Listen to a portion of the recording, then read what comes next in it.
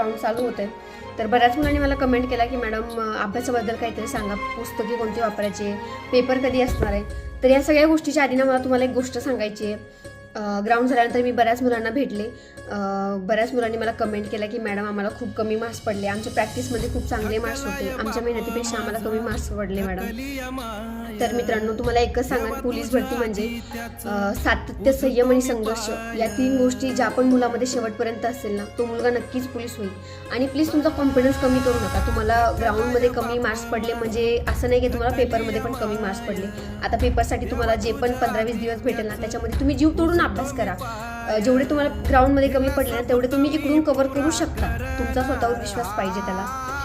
तुम्ही नीट अभ्यासाचं नियोजन करा. मला तरी वाटतं की व्यवस्थित अभ्यासाचं नियोजन करा, नीट क्वेश्चन पेपर सॉल्व्ह करा. कुठेतरी आपलं चुकतंय ह्याच्यावरती लक्ष द्या. आणि तुम्हाला ग्राउंडमध्ये किती मार्क्स पडले, तुमची कोणती कास्ट आहे, तुम्ही